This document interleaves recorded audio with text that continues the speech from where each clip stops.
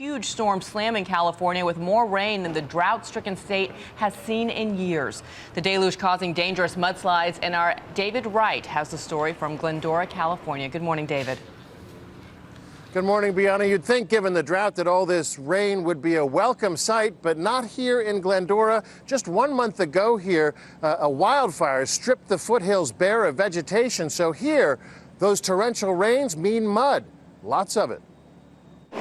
A state that has been so parched suddenly seems overwhelmed with Mother Nature. Rare funnel clouds in the skies, boulders hijacking highways. The sudden onslaught of rain brought hillsides into homes and transformed streets here in Glendora into streams, forcing many to evacuate. I don't see why I should have to evacuate. Take their word for it and get out of Dodge. Four-legged friends had to be cared for, too. Animal Control offered a crate service. Evacuation had its challenges, as did ordinary commuting. The rains caused traffic snarls and pileups across the state. Posted on Facebook, this car stuck in the mud after attempting to pass. The saturation effect is starting to take over. The rivers that started with water that turned to mud now are actually coming from out of the streets. We have some severe mud flows. In the past 48 hours, California got more rain than it's had in the past year. Normally, the LA River resembles a glorified storm drain. Today, it looks like the mighty Mississippi.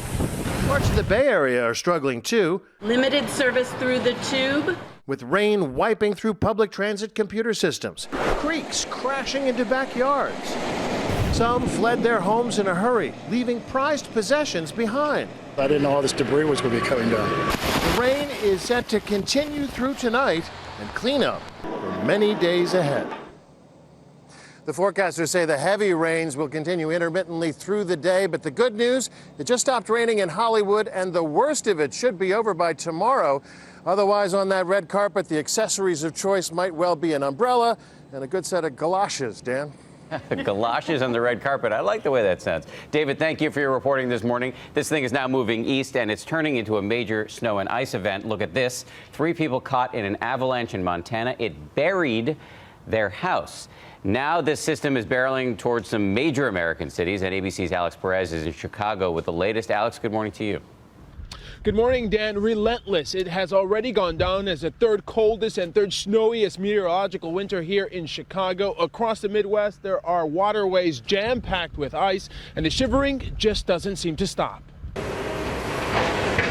Snow and ice wreaking havoc across the Midwest this morning. It's terrible. It's terrible. It's not fit for man or beast. In Missoula, Montana, a massive avalanche damaged several homes Friday, prompting a town-wide search and rescue that dug out 3 people from the wreckage. He just said there's an 8-year-old buried underneath some snow.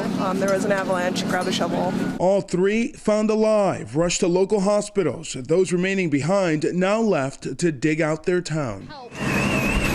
In Michigan, firefighters battled the elements. Their guys are getting froze up and they have to sit in the trucks to thaw out again. This winter has been treacherous for driving.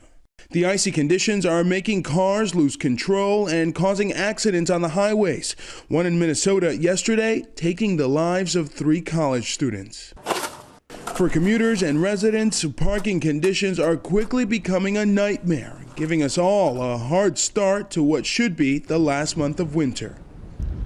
And here in the Chicago area, we have gone 2 months this season with temperatures below freezing. And there's more cold and more snow headed for parts of the Midwest the next few days. Bianna? What should be the last month of winter is the operative word there that he chose. Exactly. And those dreaming of warmer weather on the first day of March, well, it looks like we're going to have a long way to go. Let's see our spring countdown clock. It says 18 days. We can only hope. We need to cue some sort of pastoral music. I know. Like, the birds flying. That Yeah, sort of Cinderella. Is so psyched not to be here right now. I know. Especially in New York. We're not going to see many butterflies in New York today.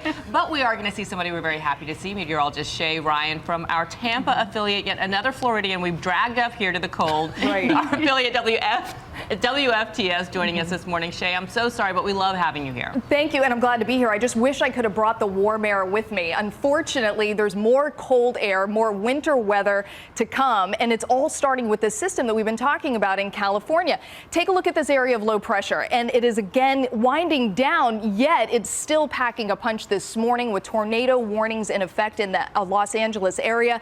And as you can see, it's going to continue to bring more rain today, some gusty winds as well. We're still looking at anywhere from about 1 to 2 inches of additional rainfall from San Francisco on south into San Diego. And as we take a look at how this system, once it winds down, then it turns into our winter storm. So again, it picks up with this cold front, and this is where it continues to move across Kansas City, bringing heavy snow into New York as well. We're talking widespread 4 to 8 inches of snow. I'll have more on that bitter cold that is going to continue to sink in with this next system. Dan and Bianna.